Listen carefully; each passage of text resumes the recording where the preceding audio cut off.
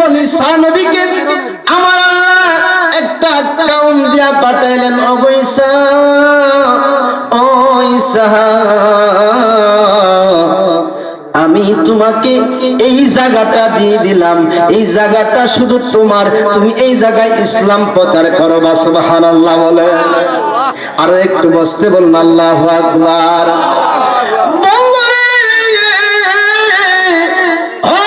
আমার যুবক ভাইয়েরা, মুরব্বী বাবারা, আমার আল্লাহ যখন ঈসা নবীকে দুনিয়ায় পাঠাইলেন, দুনিয়ায় পাঠানোর পরে এখন ঈসা নবী জায়গায় জায়গায় গিয়া ঈসা নবীর কালেমা দিতেছে। জোরে কন্যা সুবহানাল্লাহ, আর আস্তে কন্যা সুবহানাল্লাহ। এই ঈসা নবীর কালেমা পাঠাইয়া দিলেন জায়গায় জায়গায়। কেউ ঈসা নবীর ভক্ত হইল, কেউ আবার ঈসা নবীর শত্রুতামি শুরু করলো। কি করলো? কথা কয় না, কি করলো? আমার নবীর শত্রু আসেনিও, এই কথা কন আসেনিও।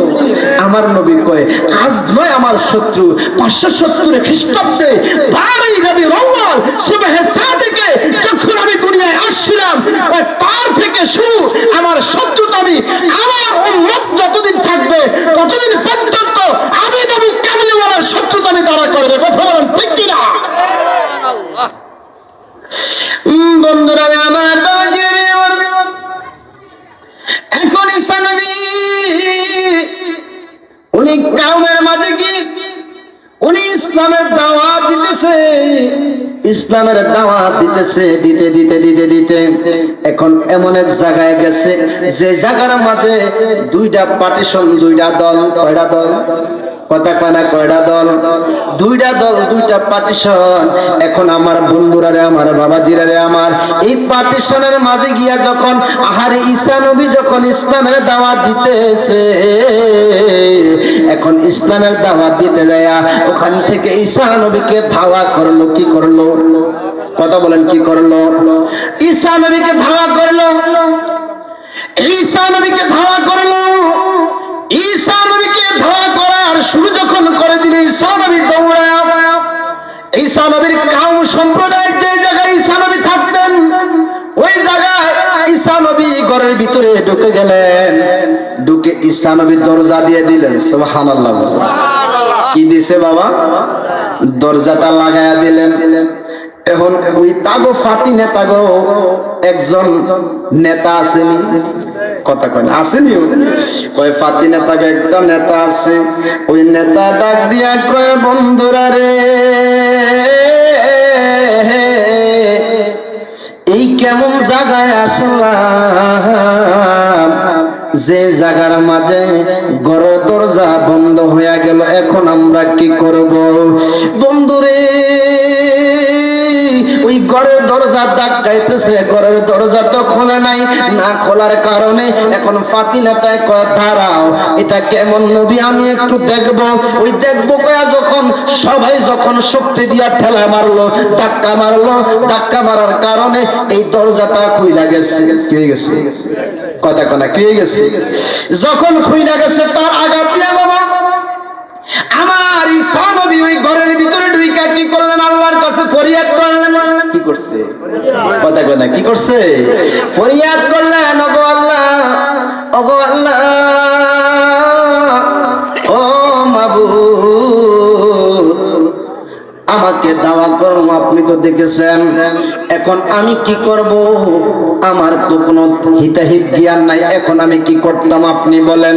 আমার আল্লাহ কয়, ও ঈসা তুমি টেনশন করিও না, তোমাকে আমি এমন জায়গা নিয়ে আসবো যে জায়গায় তারা জীবনও আসতে পারবে না। জোরে বলুন সুবহানাল্লাহ। ঈসা নবীকে আমার আল্লাহ কি করছেন?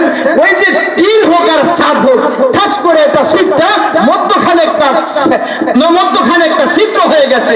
এই ছিদ্র দিয়া আমার আল্লাহ ঈসা নবীকে শতত আসমানে নিয়ে গেছেন। জবান খুলে বলুন ইয়া রাসূলুল্লাহ। কোন আসমানে? কোন আসমানে? এখন পাতি নেতা ঢুকছে। কি নেতা? কথা কয় না, কি নেতা? পাতি নেতা ঢুকলো। ঢুকার পর কিরে কিরে ঘটনা কি? এখানে তো কাউকে দেখি নাই, কিছু কিছুক্ষণ পরে উনি দুনিয়ার জমিন থেকে বিদায় নিলেন। এখন বাহিরে তো অনেকে আছে না বাবা, সবাই দাঁড়ায় রয়েছে না, সবাই দাঁড়ায় রয়েছে। এখন কইতেছে কিরে ঘটনা কি, সে যে গেল আর তো ফিরাইতেছে না, কারণটা কি? এখন সবাই আবার দরজা খোলা গেল, গিয়ে দেখলেন লোকটা উত্তিয়া পড়ে রয়েছে। আর তার পিছন দিক দিয়ে দেখা যায় ওই যে ঈসা নবীর পিছনের একটা পাট আসেনি, কথা কয় না বাবা, আসেনি। আপনি যদি আজকে আমাকে দেখছেন, কালকে যদি কোথাও দেখেন, আপনি বলতে পারবেন অমুক হুজুর এটা, কথা কোন ঠিক না? তারা বলতেছে ওই যে ঈসারে মাইরা লাইছে রে, আর কোনো টেনশন নাই, আর কি নাই, টেনশন নাই। বাহিরে নিয়ে আসছে, আইনা দেখতেছে, তার সুন্দর করে শোয়াইলো, যেভাবে আছে সেইভাবেই রাখলো। রাইকা সকলকে ডাক দিল, শোনো শোনো, ওই যে কাউমে ঈসা নবী ছিল, এই ঈসা নবী দুনিয়ার জমিন থেকে বিদায় নিয়েছে।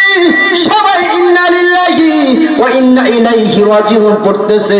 এখন আমার আল্লাহ কয়, হিকমতটা তো তোমরা বুঝলা না, বুঝলা না, আমি আল্লাহ কি হিকমত করি, এই হিকমতের ব্যাপার তো তোমাদের জানা নাই, শুই না যাও তোমরা। এখন তোমরা একটু তাকে উল্লা দেখো তো, তোমাদের লোক কিনা নাকি ঈসা নবী। এখন ওই লোকেরা কইতেছে খায়ের হায় রে হায়, হায় রে হায়, যদি ঈসা নবী হয় তাহলে আমাগো লোক গেছে কই, বাবা কথা বল না, ঠিক কিনা? ওই ঈসা নবী যদি হয় তাহলে আমাগো লোকটা গেছে কই। সবাই চিন্তায় পড়ে গেল, সবাই চিন্তা ভাবনায় পড়ে গেল, হায় হায় এটা কেমন একটা ঘটনা ঘটলো। সবাই চিন্তার মাঝে পড়ে গেলেন। একজন লোক ডাক দিয়া কয়েকটা কাজ করো, কয় কি কাজ? কয়েকটা কাজ করো, ওনাকে একটু শীত করো, শীত করে চাও এই লোকটা কেডায়। শীতটা যখন করো রে বন্ধু, চিত্রা করার পর ছায়া দেখে ওই যে তাগো ফাতি নেতা ছিল, ওই নেতায় দুনিয়ার জমিনে নাই। নেতায় কি দুনিয়ায় নাই। এখন সবাই ঘরে ঢুকা ছায়া দেখে রে, ওই যে একটা ছিদ্র দেখা যায় ঘরের মধ্যখান দিয়া। এখন ছিদ্র ছায়া দেখে, হায় হায় এটা কেমন নবী, সেই নবীর কাছে আমরা ইসলাম গ্রহণ করলাম না, আজকে এই নবী গেল কোথায়? জবান খুলে কইবেন না সুবহানাল্লাহ। আরো একটু আস্তে বলুন না সুবহানাল্লাহ। বাজান আমার, বন্ধুরা আমার, আব্বুজিরা আমার, আল্লাহর নবীর দুনিয়ায় আমার নবী 570 খ্রিস্টাব্দে 12 রবিউল আউয়াল সুবহে সাদিকে আসার আগে একটা যুগ ছিল, সেই যুগের নাম কি? আইএমএ, কথা বলেন, আইএমএ জাহিলিয়াতের যুগ। কি যুগ? আইএমএ জাহিলিয়াতের যুগ। এই জাহিলিয়াতের যুগে বাবা, এই জাহিলিয়াতের যুগে একটা লোক ছিল, তার নাম ছিল দাহিয়াতুল কলবি। নাম কি? নাম কি? কথা বলেন, নাম কি? দাহিয়াতুল কলবি তার নাম ছিল। এই দাহিয়াতুল কলবি ব্যবসা বাণিজ্যে মগ্ন ছিল, ওনার ব্যবসা বাণিজ্যের কোনো অভাব ছিল না। ওই সময় তো নবীরা, পেগম্বররা, বাবাজিরা আমার, ও বন্ধুরা, তারা কিন্তু কর্ম করতো। কি করতো? আঙ্গ মতন খাইতো না, তারা সুন্দর মতো বাণিজ্য করতো, তারা বাজার করতো, তারা কত সুন্দর বা চলাফেরা করতো। এখন আমরা বর্তমান যুগে সুদ ছাড়া আমাদের কোনো আর কাজ নাই, কথা কোন ঠিক কিনা? কি আসেনি? আসেনি সুদ আসেনি? কোন অন্য এলাকায় নাই মনে হয়। হ্যাঁ, না না, এটা আমাদের এলাকা নাই। কারণ সুদ খেয়ে যে এবার নামাজ পড়বো, এবার নামাজ করবো নইবনিও, কইব না। হ্যাঁ, কি আমি তো কইব, আমরা কোনো তো না ঘটনা কি? হ্যাঁ, দেখছেন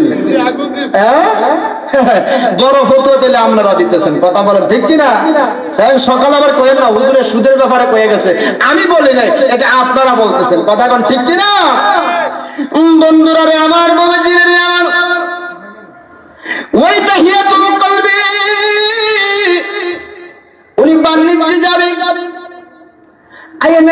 হায়াতের যুগে যখন কন্যা সন্তান দুনিয়ার জমিনে হইতো তখন কিন্তু তাদেরকে রাখতো না, জীবিত মেরে ফেলতো। কথা কোন ঠিক কিনা? মারতো রে, জীবিত মেরে ফেলতো বাবা। বন্ধুরে, এই আইএমএ জাহিলিয়াতের যুগে দাহিয়াতুল কলবি, উনি ওনার স্ত্রীকে বলতেছেন, ও আমার স্ত্রী, আমি বাণিজ্যে যাব। ও আমার প্রাণের স্ত্রী, তুমি তো গর্ভ ধারণ করেছো, তোমার ঘরে সন্তান জন্ম নেবে।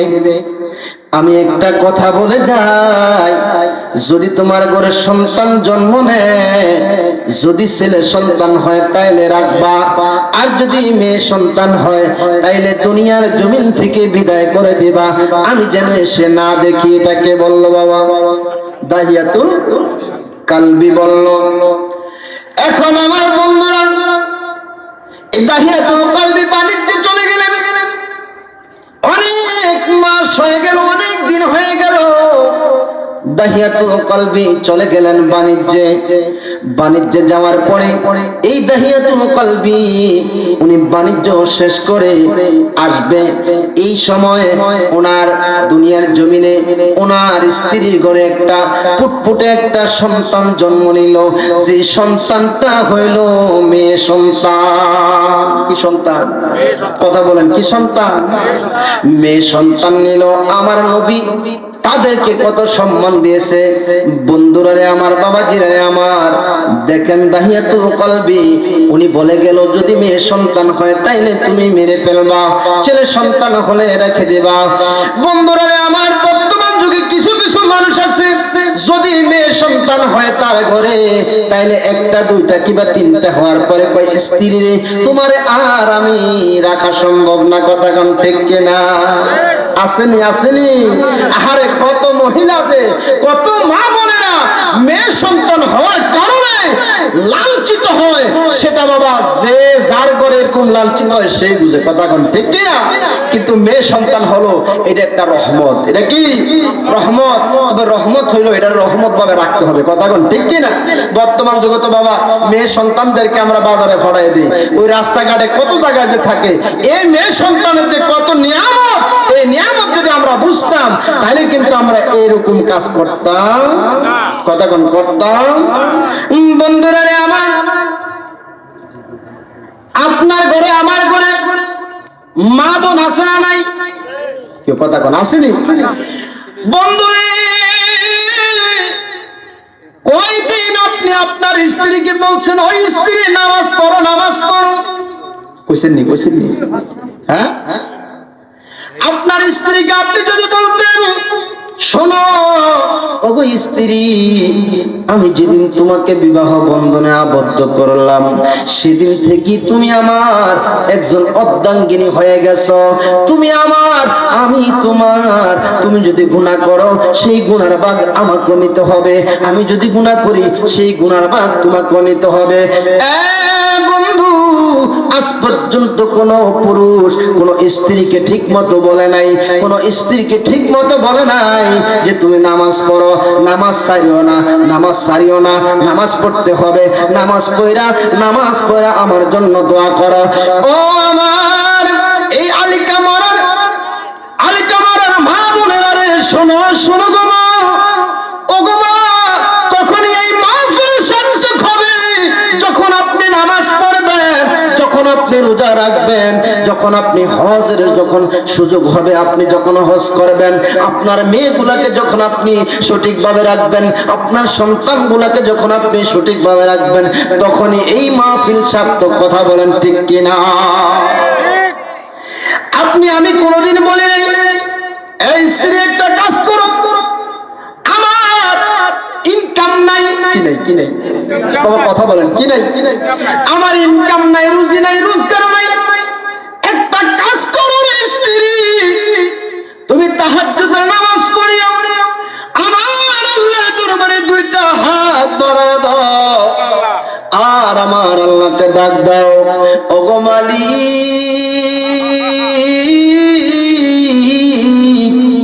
ও মালিক, আমার ঘরে খাবার নাই। ও মালিক, আমার স্বামী যখন ঘুম থেকে উঠবে, উঠার পর যখন নামাজটা আদায় করবে, নামাজ আদায় করিয়া যখন কর্মে চলে যাবে, ও গো মাওলা, তাহার কারণে আমাদের রিজিকের ফয়সালা করে দাও। আর আস্তে কন্যা সুবহানাল্লাহ। বন্ধুরা রে আমার, বাবাজিরা রে আমার, আজ পর্যন্ত কোন পুরুষ বলে নাই, ও স্ত্রী তুমি নামাজ পড়ে আমার জন্য দোয়া করো, কারণ আমি তো খাবার তোমার জন্য নিয়ে আসি। বন্ধুরে, স্ত্রী কিন্তু রাজা, এবিডি কি কথা কথা, এবিডি কি আমি আর আপনি হইছি ফজা, ঠিক না? কারণ উনি ঘরে বসে আপনাকে অর্ডার দিতেছে, আজকে আপনি তরকারি আনতে হইব, আজকে মরিচ আনতে হইব, আজকে আপনি চাউল আনতে হবে, আজকে আপনি ডাউল আনতে হবে। বাবা রাজা মশাই কিন্তু উনি বসে থাকে, উনি কিন্তু চেয়ার ছাড়ে না। কথা কথা কথা, ঠিক কিনা? ঠিক কিনা? রাজা মশাই চেয়ার ছাড়ে না, চেয়ারে বসে বসে আপনাকে আমাকে অর্ডার করতেছে, আর আপনি আর আমি গিয়ে নিয়ে আসি, কোথায় থেকে আনলাম সেইটা কিন্তু আপনার স্ত্রী বুঝবে না। কথা কোন ঠিক কিনা? আব্বুজিরা রে আমার, ও যুবক ভাইরা, এখনো সময় আছে, নামাজ পড়ো। কি পড়ো? কি পড়ো? এখনো সময় আছে, নামাজ পড়ো। নামাজে নামাজিকে সরল পথে আনতে পারে, নামাজে ওরে নামাজে নামাজিকে সরল পথে আনতে পারে, নামাজে ওরে যেই নামাজে মাওলা নাই রে সেই নামাজ তুই পড়িস না রে, নামাজে যে নামাজে আল্লাহ নাই রে সেই নামাজ তুই পড়িস না রে, নামাজে নামাজিকে সরল পথে আনতে পারে, নামাজে। কথা বলেন ঠিক কিনা? আরো আস্তে কোন ঠিক কিনা? বন্ধুরা আমার, যুবক ভাইরা, আপনার মেয়ে বড় হয়েছে। কি হয়েছে? কথা কোন কি হয়েছে? আপনার মেয়ে বড় হয়েছে এবং আপনার মেয়ে একটু বড় হয়েছে, আজ পর্যন্ত আপনি কোনদিন বলে নাই মা মা, ও গো মা তুমি একটা কাজ করো গো মা, তুমি একটু ফজরের নামাজটা পড়ো না। কোনদিন বলেন নাই তুমি একটু আসরের নামাজটা পড়ে নাও। কোনদিন বলেন নাই তুমি একটু যোহরের নামাজটা পড়ে নাও। কোনদিন বলেন নাই তুমি একটু মাগরিবের নামাজটা পড়ে নাও। কোনদিন বলেন নাই তুমি একটু এশারের নামাজটা পড়ে নাও। কথা কোন ঠিক কিনা? আপনার মেয়ে আমার মেয়ে ভালো হবে কোথায় থেকে বাবা? আজ পর্যন্ত কোনদিন বলছেন কিনা মা, ও মা তোমাকে আমার আল্লাহ কত সম্মান দিল, এই সম্মান দেওয়ার কারণে গো মা, ও গো মা এই সম্মান দেওয়ার কারণে আমি একা মানুষ, আমার ঘরে আর রুজি রোজগারে কোনো মানুষ নাই। আপনার ঘরে যদি 4 জন মহিলা থাকে আর আপনি একজন পুরুষ, এখন 7 জনের একজনের কামাই দিয়া 5 জন চলা কি সম্ভব নি? কথা কোন চলা সম্ভব নি? এই সম্ভবের মালিক কে? কথা কোন মালিক কে? এই মালিক যদি হইতে হয়, আল্লাহ তো মালিক, আল্লাহ আপনাকে আমাকে নিয়ামত দিবে, কিভাবে দিবে? আপনার ঘরে যদি নামাজ থাকে বাবা, তাইলে আপনাকে আমার আল্লাহ রহমত দিবে। আর যদি আপনার ঘরে নামাজ না থাকে, দেখবেন প্রত্যেকটা ঘরে একটু একটু ঝামেলা আছে না নাই? এই কথা কোন আছে না নাই? বন্ধুরা রে আমার, আজকে এই মাহফিল থেকে রিয়াদা করে যান, আজকে এই মাহফিল থেকে রিয়াদা করে যান, আজকে এই মাহফিল থেকে ওয়াদা করে যান, প্রত্যেকে ঘরে ঘরে গিয়ে আপনার স্ত্রীকে আপনি বলবেন, ওগো স্ত্রী আজকে হুজুর বলে দিয়েছে 5 ওয়াক্ত নামাজ পড়ার জন্য, আর নামাজ ছাড়িও না, আর নামাজ ছাড়িও না। মেয়েকে ডাক দিয়া বলবেন, মাগো ও গো মা, তোমাকে যে আমি একদিনে 3 বেলা খাবার খাওয়াইতেছি, কোথায় থেকে খাওয়াইতেছি জানোনি? একটু দয়া করে মালিকের কাছে কও যেন তোমার বাবার রিজিকের ব্যবস্থা আল্লাহ করে দেয়। আমার রিজিকের ফয়সালা হইলেই তো তোমরা পাইবা। কথা বলেন ঠিক কিনা? প্রত্যেকটা মা বোনের দরকার নামাজ। কি কথা কোন ঠিক কিনা? প্রত্যেকটা মানুষের নামাজের দরকার, প্রত্যেকটা মানুষের ইবাদতের দরকার। আজকে ইবাদত শূন্য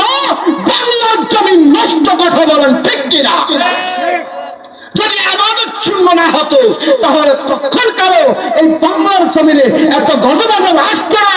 এই বাংলার জমিন শাহজাহান বাংলাদেশ, শাহবাগদুলার বাংলাদেশ, শাহপুরানের বাংলাদেশ, 360 আউলিয়ার বাংলাদেশ।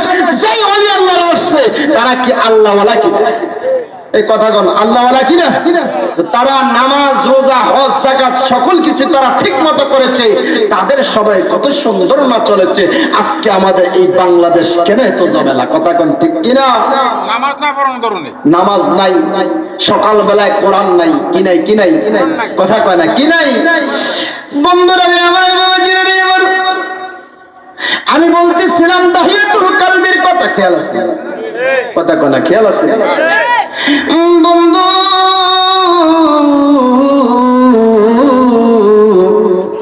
এই দাহিয়াতুল কালবি এখন ওনার স্ত্রী কি করলেন? প্রসব বেদনা যখন হলো, ওনার স্ত্রীর ঘরে একটা সন্তান জন্ম নিলেন, ফুটফুটে একটা সন্তান, মেয়ে সন্তান।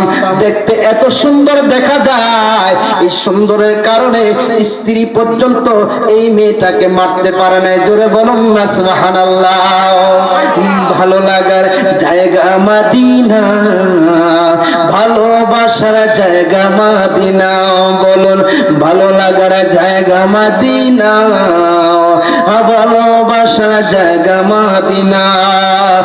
এত সুন্দর জায়গা আর তো দেখি না, এত সুন্দর জায়গা আর তো দেখি না, সাজিয়েছেন দয়াল রাব্বানা, ভালো লাগার জায়গা মাদিনা, বলুন ভালোবাসার জায়গা মাদিনা, ভালো লাগার জায়গা মাদিনা।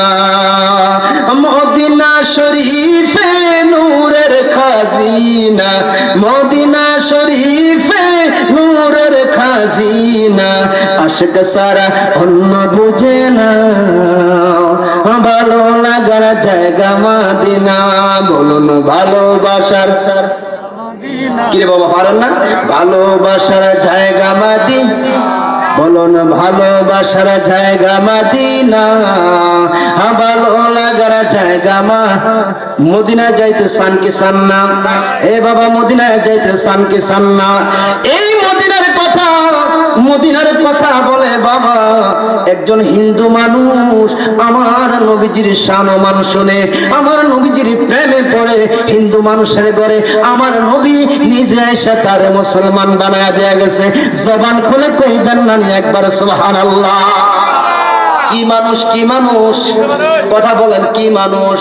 হিন্দু মানুষ কি আমার আল্লাহ মুসলমান বানাইছে, আমার নবী মুসলমান বানায় দেয়া গেছে। এই জন্য বাবা একটু মহাব্বত করুন। ভালোবাসার জায়গা মাদিনা, ভালো লাগার জায়গা মাদিনা, বলুন ভালোবাসার ভালো লাগার জায়গা মা।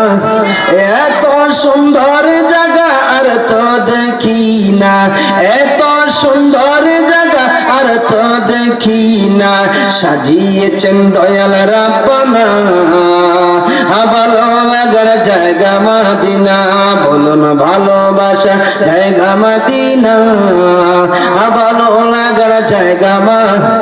মদিনা শরীফে নূরের খাজিনা, মদিনা শরীফে নূরের খাজিনা, আশিক সারা অন্য বুঝে না, ভালো লাগার জায়গা মাদিনা, বলুন ভালোবাসা জায়গা মাদিনা, ভালো লাগার জায়গা মা। একদিন কবর যাব কেউ তো যাবে না, একদিন কবর যাব কেউ তো যাবে না, যাবে আমার শাহে মদিনা, ভালো লাগার জায়গা মাদিনা, বলুন ভালোবাসার জায়গা, বলুন ভালোবাসার জায়গা মাদিনা, ভালো লাগা জায়গা মাদিনা। ওলিউল্লাহ আশিকির অনেক বেশি গুনাহ, তোফাজ্জল হোসেন বুহারীর অনেক বেশি গুনাহ, না, তাই হাবিবের কদম ছাড়ব না। ভালোবাসার জায়গা মদিনা, বলুন ভালো লাগার জায়গা মদিনা। ভালোবাসার দরুদ শরীফ পড়ুন, আল্লাহুম্মা সাল্লি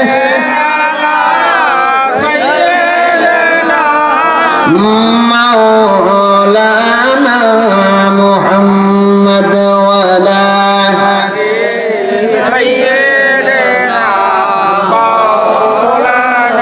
মুহাম্মদ। আল্লাহুম্মা সাল্লি আলা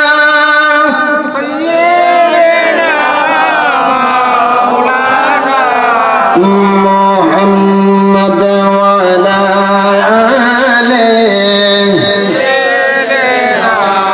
মাওলানা। বন্ধুরে আমার, ও আমার বাবাজি, দাহিয়াতুল কলবি কি করল রে বাবা?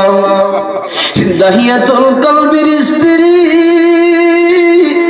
এত সুন্দর একটা ফুটফুটে মায়া সন্তান দুনিয়ায় নিল আসলো। মেয়েটা যখন দুনিয়ার জমিনে আসলো রে বাবা, আসার পর দাহিয়াতুল কলবির স্ত্রী দেখলেন এত সুন্দর একটা মেয়ে দুনিয়ায় জন্ম নিল, যার নাম ছিল জামিলা। এই জামিলা অতই হলো সুন্দরে, কথা বলেন ঠিক কিনা? এই জামিলা এত সুন্দর একটা মেয়ে, বন্ধুরে আমার, এই মেয়েটা যখন দুনিয়ার জমিনে আসলেন, মা আর তাকে মানলেন না।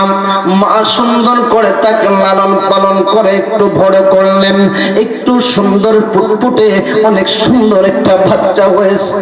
বাবা, ও গো বাবা, আমার দুইটা মেয়ে সন্তান হয়েছে।